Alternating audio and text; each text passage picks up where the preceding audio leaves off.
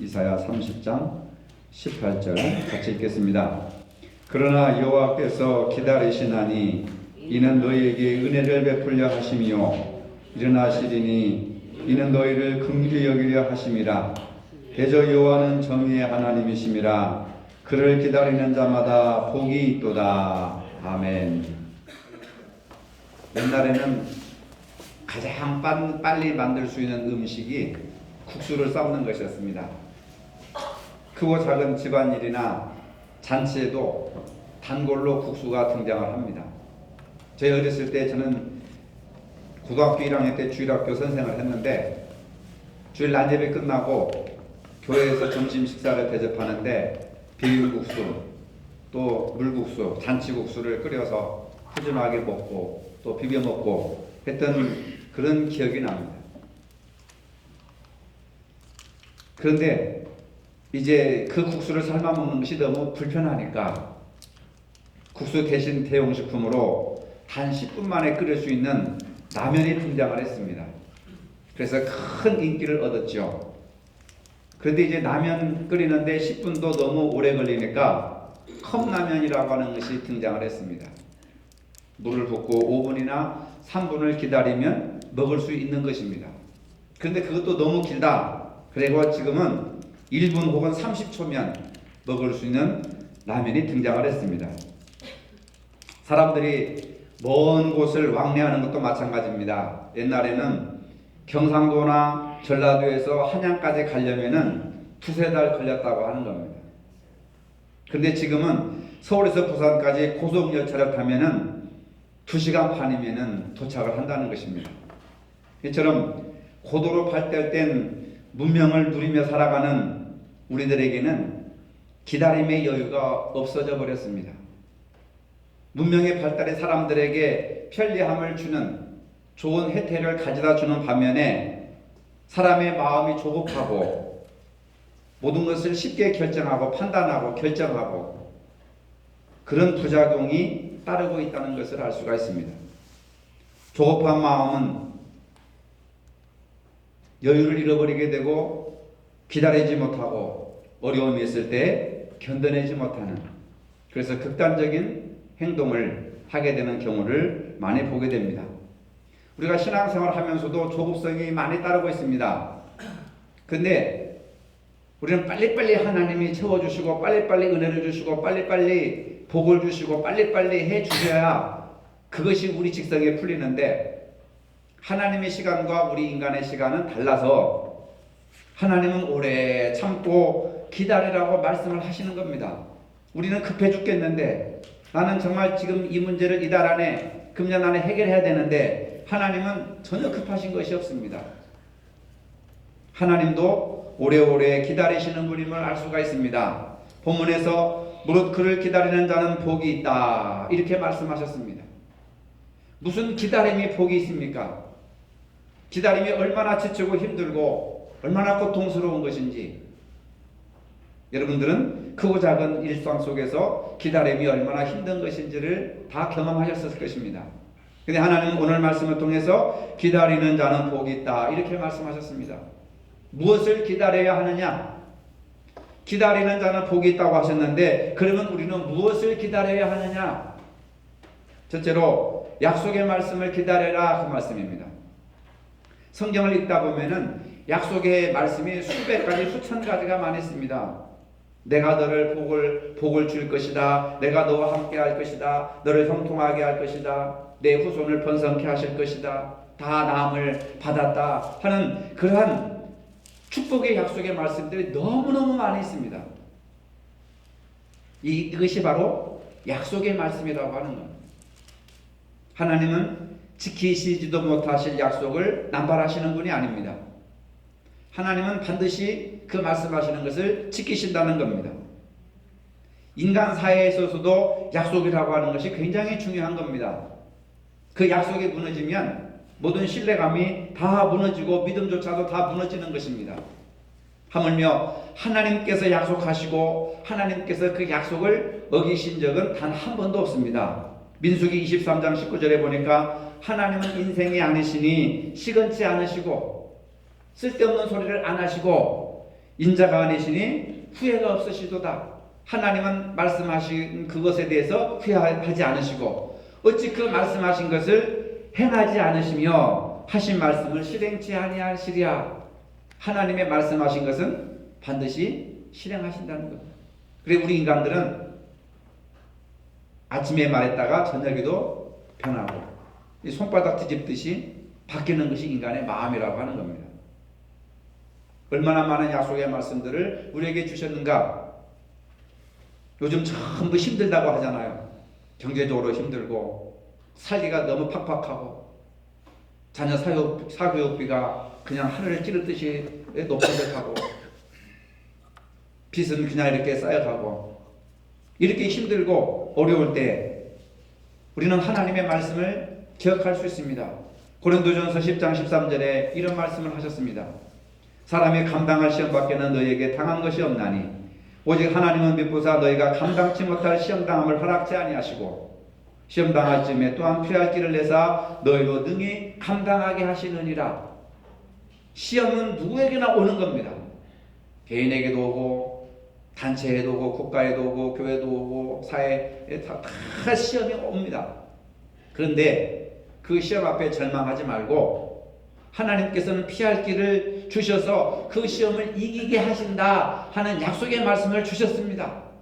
어렵고 힘들 때 고린도전서 10장 13절의 말씀을 붙들고 우리가 그것을 내 것으로 삼을 때 이루와 평강이 온다고 하는 겁니다. 몸이 아프신 분들은 베드로전서 2장 24절의 말씀을 붙들고 약속의 말씀을 내 것으로 삼을 수가 있습니다.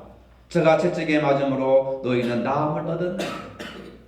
주님께서 채찍에 맞으심으로 우리가 모든 질병에서 고침을 받을 수 있다고 약속해 주셨습니다. 십자가에 달리신 예수님의 약속의 말씀을 의지하는 것입니다. 가난하고 경제적으로 힘들 때 고린도후서 8장 9절에 보면 이런 말씀이 우리에게 힘을 주십니다. 우리 주 예수 그리스도의 은혜를 너희가 알거니와 부유하신 자로서 너희를 위하여 가난하게 되심은 그의 가난함을 인하여 너희로 부욕케 하려 하심이니라. 예수님께서 우리를 부욕케 하시려고 자발적으로 가난하게 되셨다는 겁니다. 예수님께서 우리를 사랑하시고 구원하시기 위해서 죄인된 인간의 몸을 입으시고 이 땅에 오셔서 가난하게 사셨다는 겁니다. 우리를 부욕케 하기 위해서. 이런 약속의 말씀을 의지하고 믿게 되는 것입니다. 금년에 종교개혁 500주년 기념이 되는 해입니다.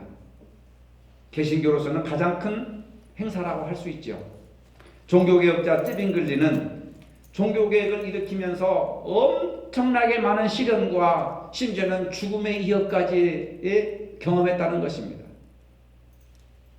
암살 조직단을 만들어가지고 쯔빙글리를 암살하려고 호시탐탐 노리고 있는 그런 상황이었습니다.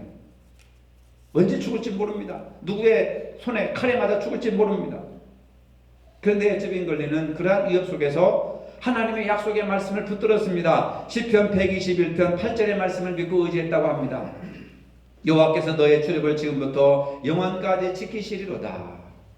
하나님께서 나가고 들어가고 출입을 들어갔다 나갔다 하는 모든 것을 하나님은 지키시리로다. 그러니까 언제 죽을지 누구에게 죽을지 모르는 그 절박한 상황 속에서도 시편 121편 8절의 말씀이 쯔빙글리를 지켜주는 담대한 말씀이 되었다고 합니다. 여러분 이것이 축복인 줄로 믿으시기를 바랍니다. 여러분은 성경에 어떤 약속의 말씀을 믿고 살아가는지 모르겠습니다. 모든 축복의 말씀은 여러분들에게 주신 하나님의 말씀입니다. 그러면 그 약속의 말씀이 여러분들의 것이 되는 겁니다. 믿으면 그 말씀이 내 것이 되는 것입니다. 저는 모든 약속의 말씀을 다 소중하게 생각하지만 특별히 욥기 8장 7절의 말씀을 개인적으로 좋아합니다. 내 시작은 미약하나 나중은 심히 창대하리라.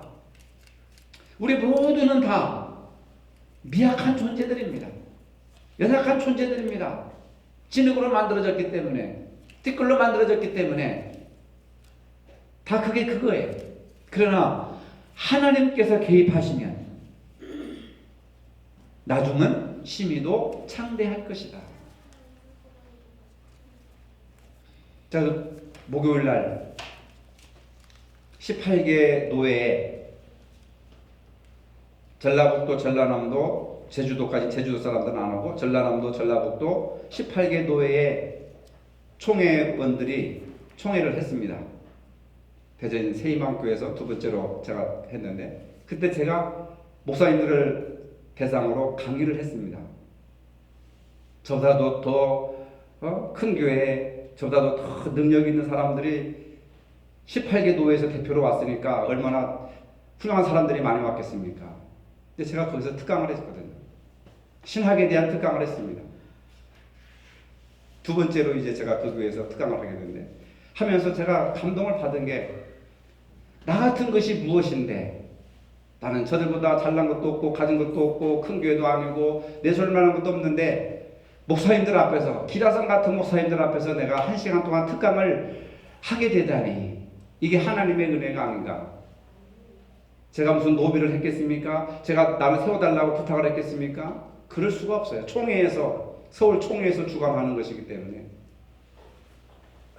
단지 제가 책을 한 권을 냈는데, 그 책이 지금 한국교회에 많이 읽혀지게 되고, 신학대학원 교수들이 이렇게 읽혀지게 되면서 방송도 타게 되고 신문에도 나게 되고 하면서 소문을 들어가지고 저한테 부탁을 해서 제가 감사하게도 특강을 하고 많은 인터넷에서 지금 회자가 되고 있습니다. 가만히 생각해 보면은 내 시작은 미약하였으나 나중은 심히도 창대하리라. 이 말씀이 여러분들 가정에도, 여러분들에게도, 여러분들 자녀들에게도, 우리 교회에게도 그대로 임하시기를 주님의 이름으로 축복합니다. 하나님이 개입하시면 창대하게 된다. 그러나 아브라함의 아내는 그 약속의 말씀을 기다리지 못했습니다. 하나님께서 밤하늘의 별처럼 바닷가의 모래알처럼 내 후손을 번성케 해주시겠다고 약속해 주셨는데, 그 약속을 기다리지 못하고 조급한 마음에 여종 하갈을 남편에게 보내서 아들을 낳게 했습니다. 그래가지고 지금까지 가정의 불안은 물론이고 중동 지역에 끊임없는 전쟁이 일어나고 있지 않습니까? 아랍과 이스라엘의 전쟁이 곧 여종 하갈 내 아들 이스마일과 사라의 아들 본처 이삭과의 후손들의 전쟁이 수천 년 동안 지금까지 내려오고 있는 겁니다. 하나님의 약속의 말씀을 기다리지 못한 한 여인의 판단 실수로 말미암아 아랍과 이스라엘의 전쟁이 수천 년 동안 지금 반복해서 중동의 전쟁의 화약고라고 하지 않습니까? 만약 조금만 더 참고 기다렸다면, 하나님의 약속을 믿고 기다렸더라면 수많은 사람이 죽는 아랍의 분쟁이 일어나지 않을 것이었다 하는 그런 생각을 하게 됩니다. 다윗 왕은 기름 부음을 받고도 왕의 직무를 하지 못하는 상황에서 7년 동안, 왕이라고 하는 기름 부음을 받고서도 7년 동안 왕자에 앉아보지도 못하고 즉위식도 해보지 못하고 사울 왕의 칼날을 피하여서 이굴저굴 이바이 저바이에 숨어 다녔습니다. 이렇게 하나님의 뜻이 이루어지고 하나님의 축복이 올 날을 잘 참고 기다렸기 때문에 이스라엘의 가장 위대한 왕이요 하나님께 합한 사람이 되었던 것입니다. 참고 기다리지 못하는 사람은 큰 그릇이 될 수 없고 큰 축복을 받을 수도 없습니다. 오늘 본문에 무릇 그를 기다리는 자는 복이 있도다. 한번 따라해 봅시다. 무릇 그를 기다리는 자는 복이 있도다. 여러분 복 받으시기 바랍니다. 근데 이것은 거저 주는 것, 오는 것이 아니라 하나님을 기다리는 자에게 하나님의 복을 주신다. 두 번째로 전도에도 기다림이 필요합니다. 복음을 전하는데도 기다림이 필요합니다. 진돗개 전도왕으로 널리 알려진, 여러분들이 너무나도 잘 아시는 전남 순천의 박병선 집사님, 저도 그분의 간증을 많이 듣고 집회도 많이 참석했습니다. 이 집사님은 예수 믿기를 작정하고 교회 출석한 지 1년 만에 750명 이상을 전도를 했습니다. 그래서 전국적으로 다니면서 부흥 집회를 하고 간증 집회를 했지 않습니까? 그 사람 별명이 진돗개, 전도왕. 진돗개 전도왕이라는 건 뭐냐? 진돗개는 한 번 물면은 끝까지 놓치지 않는다. 포기하지 않는다. 어떻게 해서 등록시키고 만다 하는 그런 끈기, 기다림, 인내. 그래서 진돗개 전도왕이라는 별명을 붙이고 이제는 아주 유명인사가 되어버렸습니다. 몇 번 하다가 되지 않는다고 포기하는 것이 아니라 교회 나올 때까지 인내하며 전도한다는 그런 내용입니다. 때로는 한 사람이 회개하여서 주님께로 돌아오는 데는 많은 시간이 걸립니다. 유명한 선교사 월리엄 캐리라고 하는 분이 있었는데 이분이 인도에서 힌두교 한 사람을 전도하는데 7년 걸렸답니다.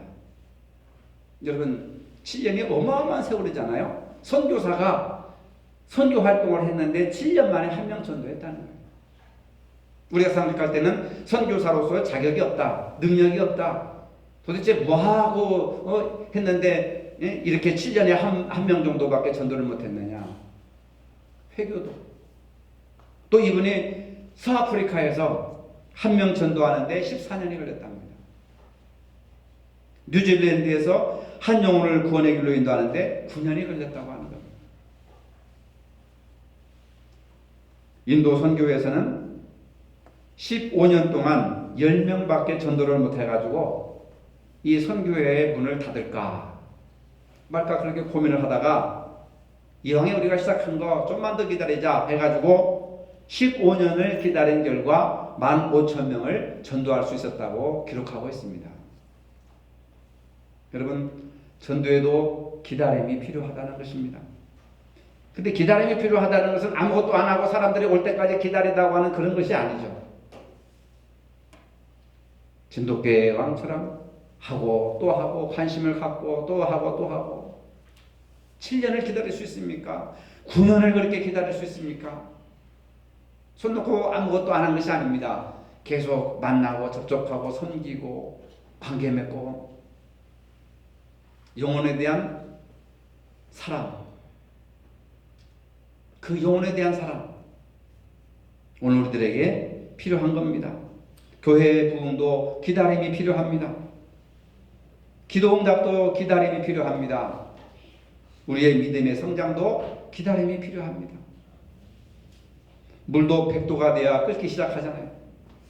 99도가 되어도 물이 끓지를 않습니다. 그게 하나님의 창조의 질서입니다. 저도 사무실에 출근해가지고 아침마다 커피 한 잔을 마시는 게 제일 첫 번째. 근데 기다려야 되는 겁니다. 물이 끓을 때까지 기다려야 되는 거예요. 중간에 물이 끓지 않은데 너무 뜨거워서 내가 좀 미지근한 커피를 마셔야겠다 해가지고 중간에 이렇게 물을 부어붓다 보니까 커피가 녹아지지 않고 덩어리가 뜨더라고요. 근데 그때 마셔보니까 커피가 엄청 써요. 근데 100도가 물이 끓었을 때 100도로 끓었을 때 커피를 이렇게 마시니까 뜨겁기는 하지만 커피가 굉장히 맛이 있는 거예요. 야, 이거 커피 하나도 100도씩 끓는 물에 커피를 넣어야 맛이 있다고 하는 것이 하나님의 창조의 질서고 창조의 법칙이고 우리가 성질이 급해가지고 60도, 70도, 80도만 끓고 물을 부으니까 이게 안 되더라고요.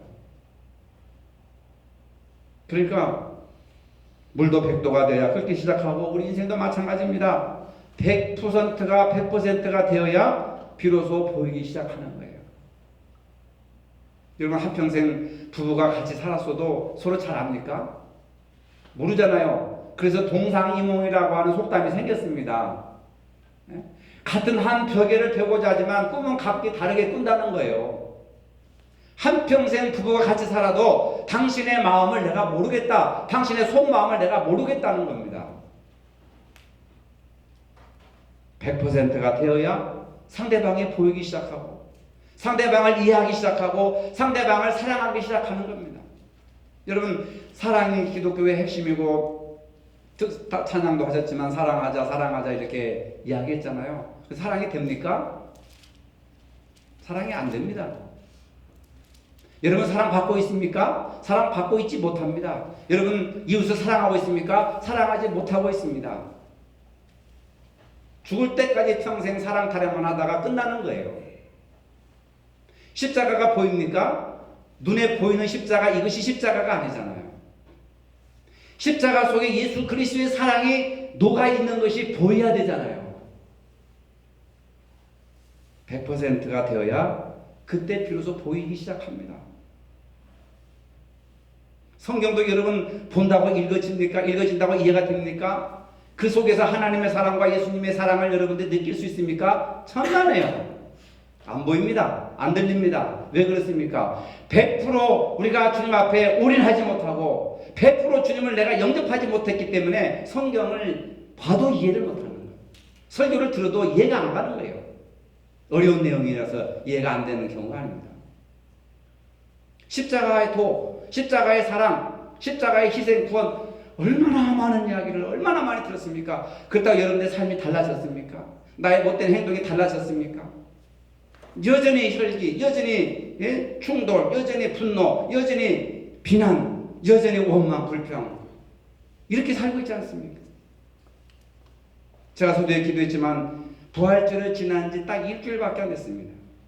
부활의 기쁨과 능력이 여러분들 마음속에 일주일 동안 사로잡았습니까? 아니잖아요. 왜 그렇습니까? 부활의 의미가 다가오지 않은 거예요. 지금 내 신앙생활에 물이 100도로 끓어오르지 못했기 때문에 그런 거예요. 사랑을 만들려면 내 마음이 사랑에 대한 열정이 100도로 올라가야 되는데 100도가 안 됐기 때문에 사랑을 못하는 거예요. 사랑이 뭔지를 모르는 겁니다. 사랑이 무엇이냐? 눈물의 씨앗입니다. 이렇게밖에 모르는 거예요. 십자가의 도가 무엇입니까? 주님의 사랑과 주님의 희생과 헌신과 섬김과 내 자신이 부정되고 내 자신을 십자가에 못 박아 죽인다는 게 뭡니까? 이론적으로는 잘 알지만 내 삶을 십자가에 못 박아 죽이지를 못하는 겁니다. 그러니까 여전히 내 자아가 살아서 움직이는 거죠. 여러분 온전히 변화가 되려면 100도씨까지 끌어올라야 돼요.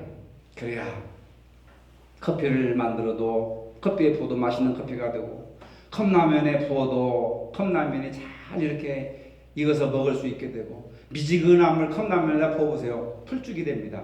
풀떼죽이 돼서 아무 맛이 없어요. 밥도 마찬가지입니다.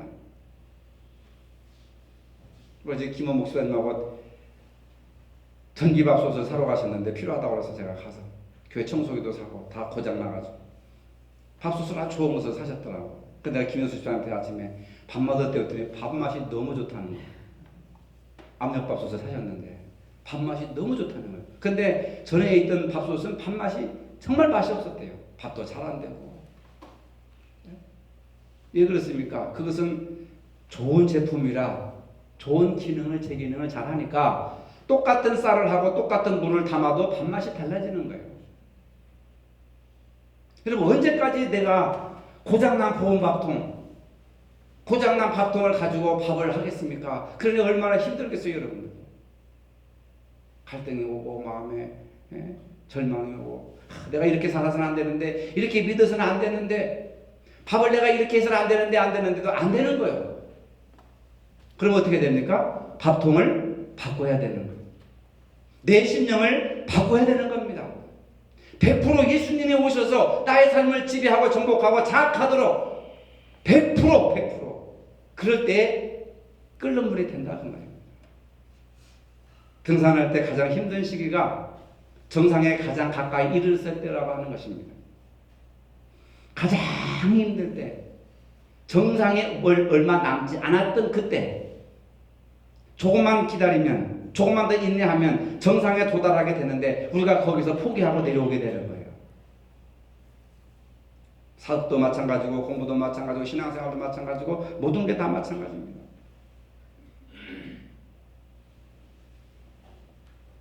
그리고 마지막에 세 번째로 하나님의 때를 기다려라. 이 모든 기다림의 이유는 하나님의 정하신 때와 뜻이 있습니다.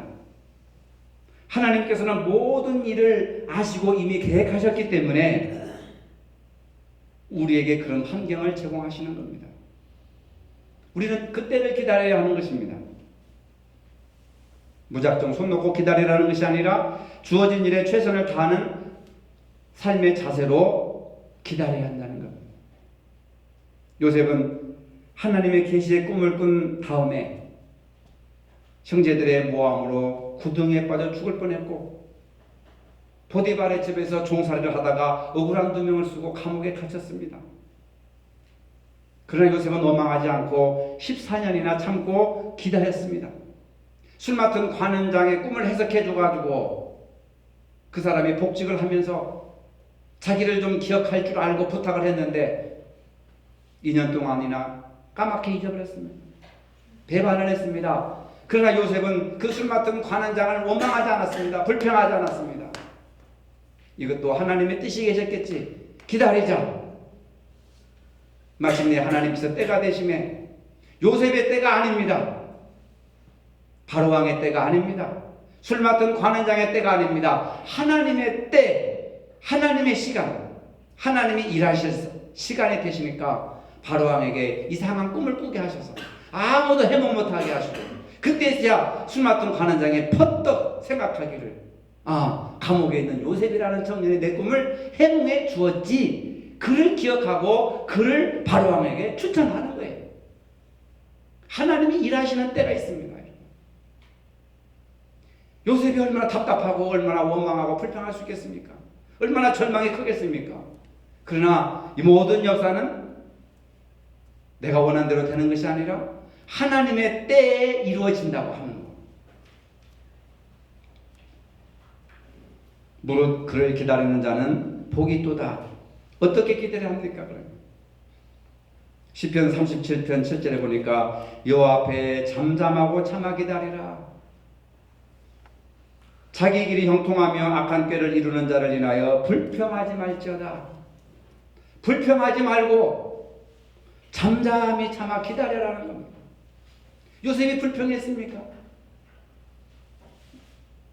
아브라함이 불평했습니까? 노아가 방주를 짓는데 불평했습니까? 그냥 언제 비가 올지 모르지만 하나님의 비를 내려주신다고 하니까 그때를 기다리면서, 여러분, 노아의 때가 아닙니다. 우리는 착각하잖아요. 내가 이 정도 방주를 만들었으니까 이제 비를 주실 것이다. 노아의 때가 아니라 누구의 때요? 비를 내려주시는 그 시기를 정하시는 분은 하나님이시다. 하나님의 때. 그러니까 여러분, 남편이 그렇게 잘못해도 기다려 줄 줄 알아야 돼요. 자식들이 잘못된 길로 간다 할지라도 기다려 줄 줄 알아야 돼요. 자신이 신앙생활에 만족하지 못하고 자신이 원하는 대로 되지 않아도 자신을 기다려 줄 줄 아는 믿음을 가져야 된다는 겁니다. 그런 자에게 하나님께서는 하나님의 때가 이르게 되심에 요셉을 픽업하시고 또 노아에게 방주를 만들게 하셔서 홍수를 쏟아서 방주로 구원을 받게 하시고, 아브라함에게 자식을 주시사 하늘의 별과 같이 바닷가의 모래알같이 번성하게 해주시고, 이 모든 때와 기한을 정하시는 분은 누구예요? 하나님의 때. 전도서를 보세요. 뿌릴 때가 있고 거둘 때가 있고 울 때가 있고 웃을 때가 있고 태어날 때가 있고 죽을 때가 있고, 우리 인간의 마음대로 하는 것이 뭐가 있습니까?